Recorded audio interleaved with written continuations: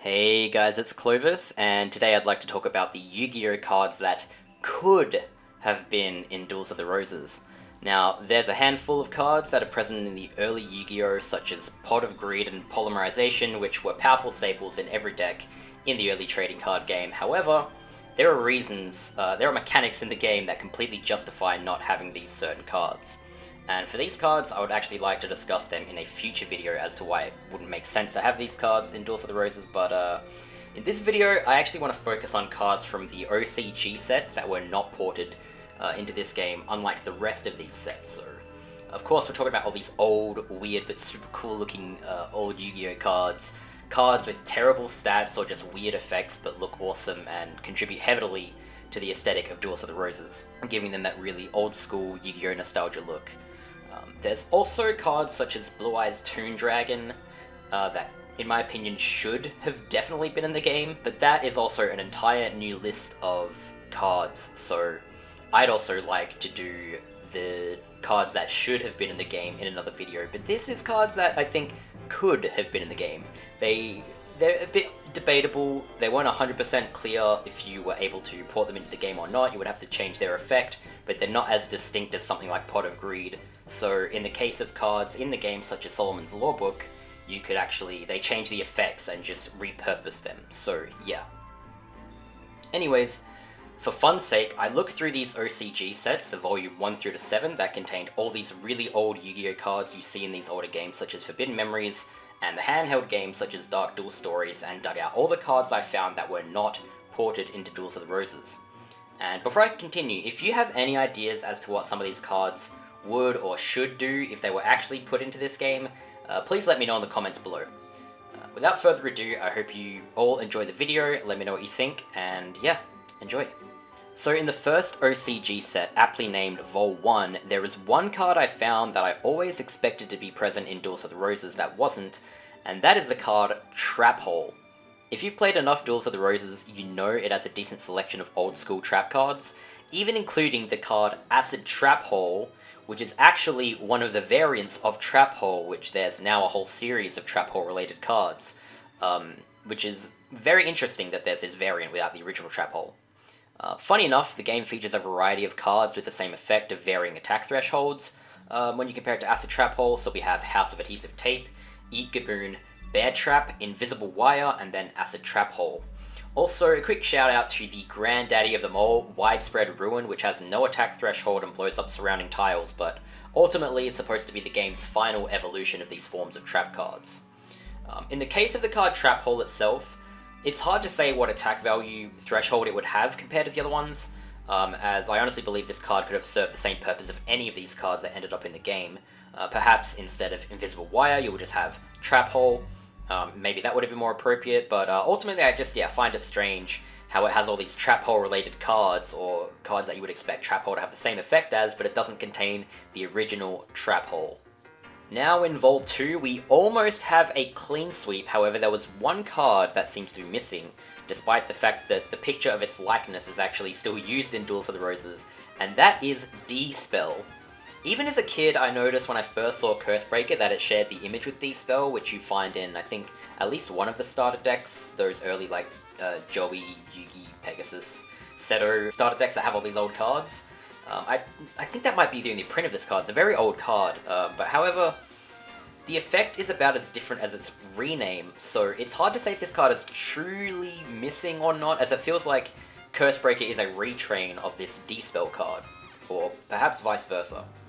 It feels as if the game designers had to retrain the card entirely, as they don't seem to have any cards that target enemy cards for destruction, but interestingly enough, the game does actually have a selection after activation mechanic in the form of Change of Heart. Another argument could be made that this game doesn't have Mystical Space Typhoon, which I will mention in a future video. But as far as going from D-Spell to Cursebreaker, it's kind of interesting.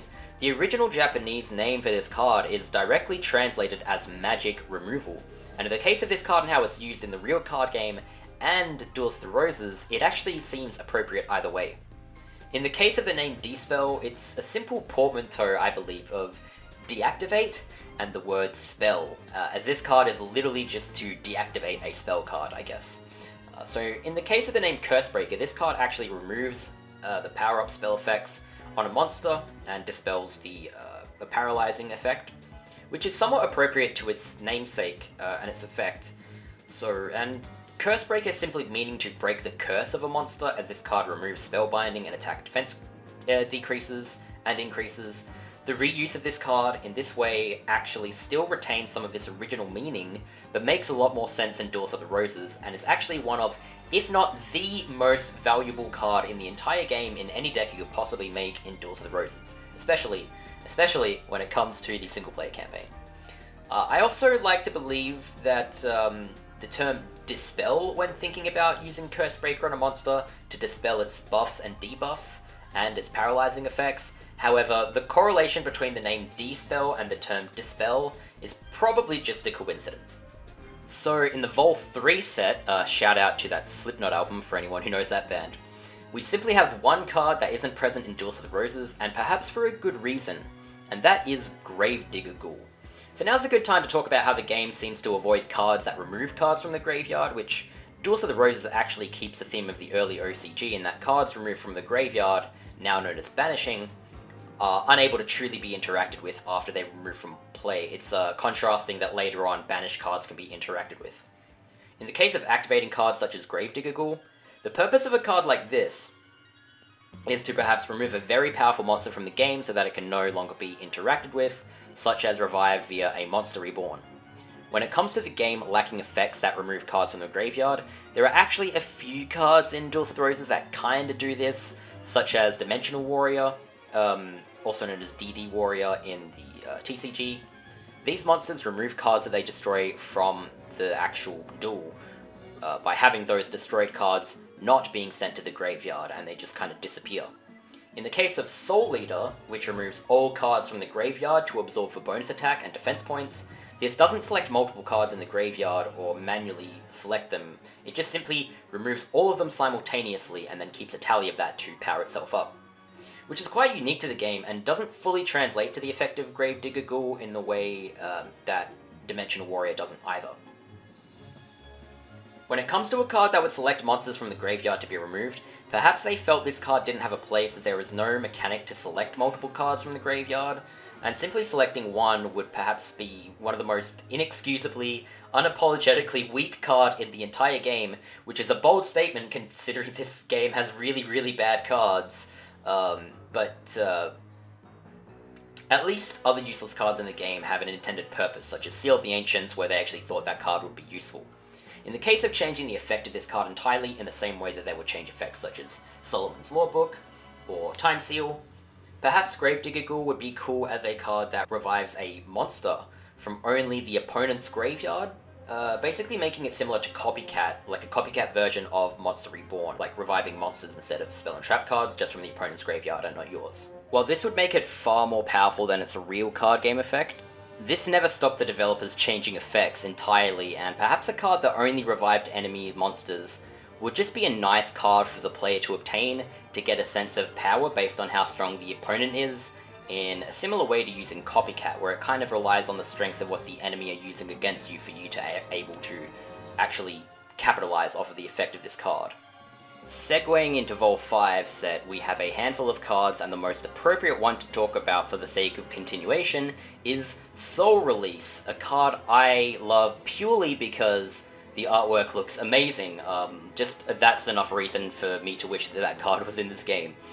So this card allows you to select 5 cards from either graveyard and remove them from play, so everything I said about Gravedigger Ghoul is pretty much entirely relevant here.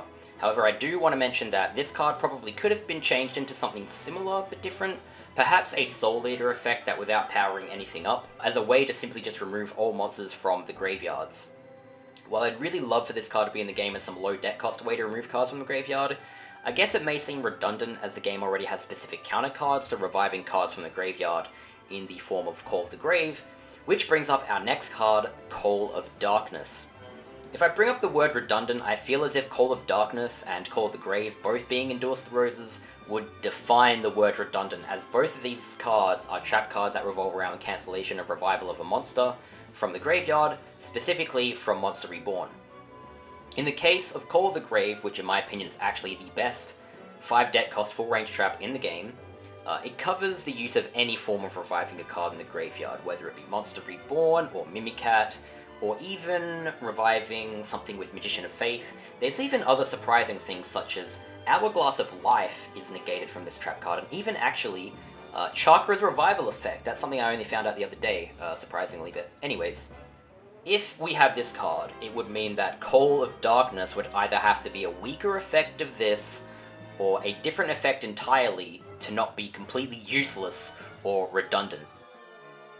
The Cheerful Coffin is a really interesting card, as discard effects are totally pointless in Duels of the Roses, as you can simply discard any number of cards in your hand in any given order and redraw a full hand on any given turn.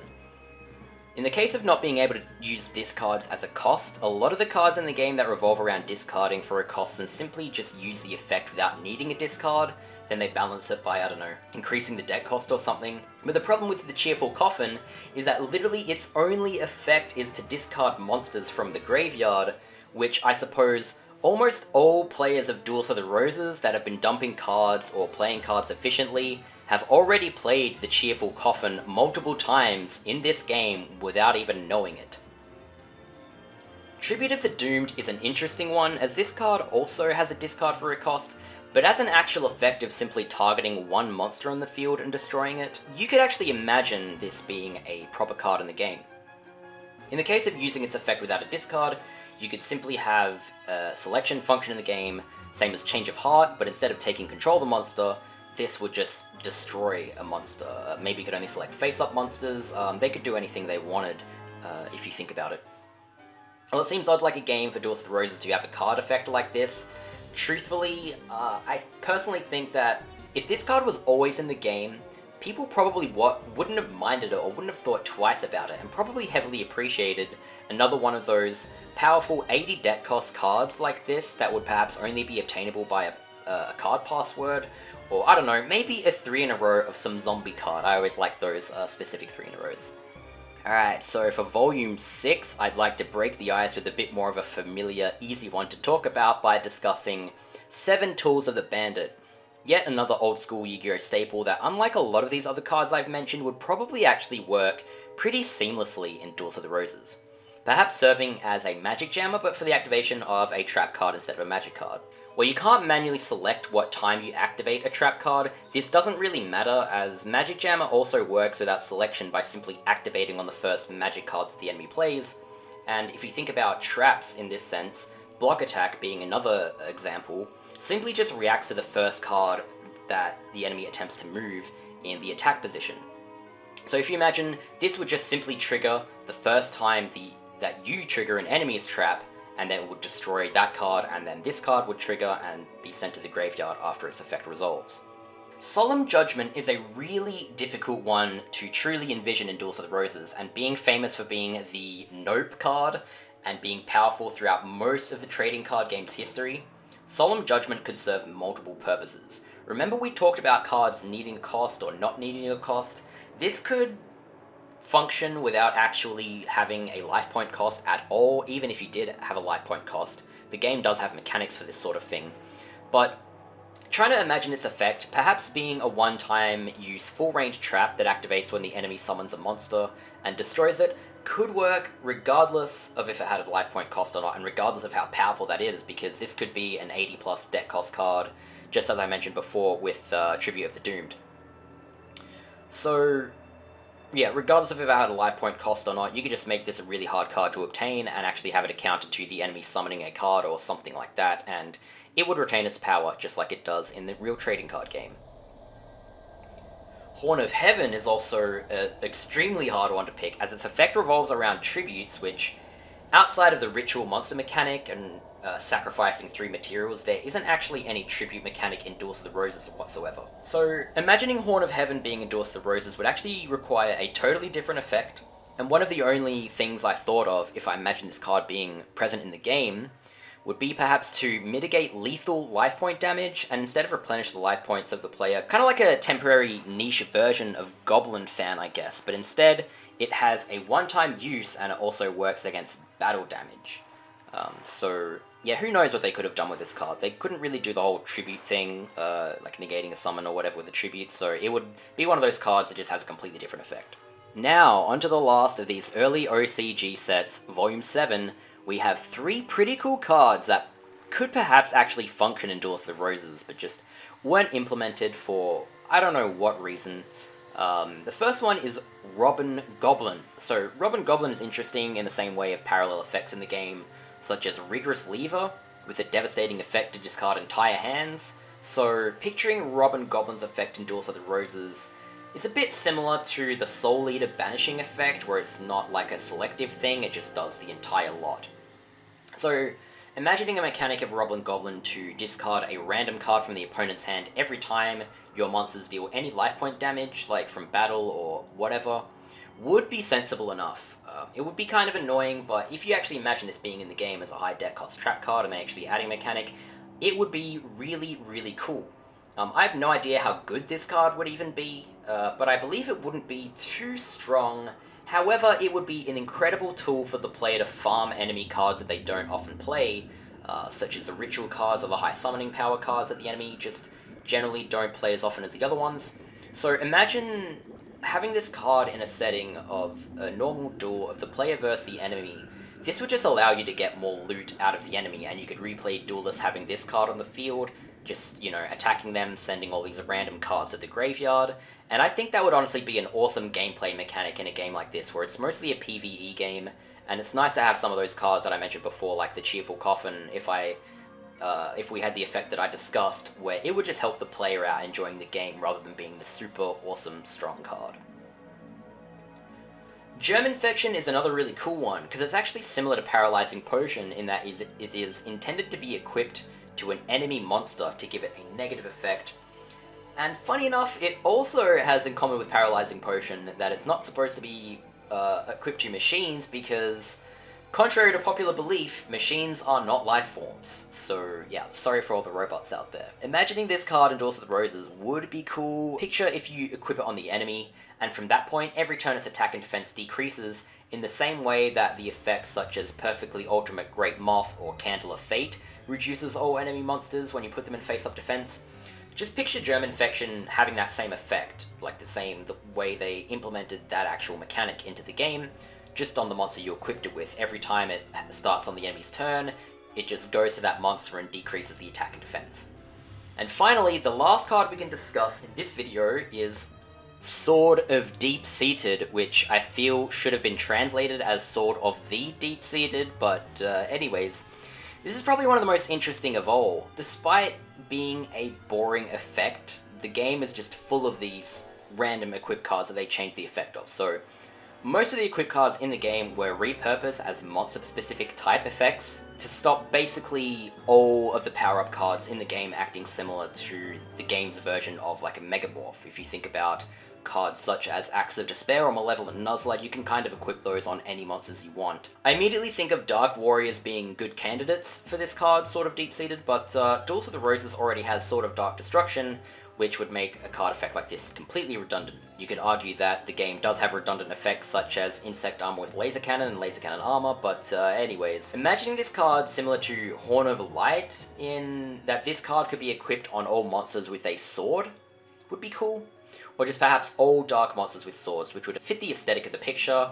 It would be awesome enough, but it's not as if Duels of the Roses has a shortage of equipped cards, so it's hard to really define how I could see Sword of Deep-Seated being used without it being something like a Megamorph that just puts itself back in the deck, which would suck because if you didn't know, in this game, any effect that shuffles something back in the deck simply puts it at the bottom of your deck, and there's also glitches with that. So if you had these cards piling up at the bottom of your deck, there would also be a risk of never being able to draw them because the deck glitches out. So again, with all these cards, if you have any ideas of what Sword of Deep-Seated would do in this game, please let me know. Anyways, I'd like to thank everyone for watching, whoever made it to this point, because it's one of those long videos. I really appreciate all the viewership, and again, if you have any cool ideas of any of the cards, please, I'd love to hear them in the comments below. That's, I guess, my polite way of asking for interactions. You don't have to if you don't want to, but I do read the comments, and I try my best to respond to all of them, so I would like any of your cool ideas that maybe we could discuss in a future video. I'd love to hear them. Thanks again, have a nice day, and I'll see you all in the next video. Bye bye.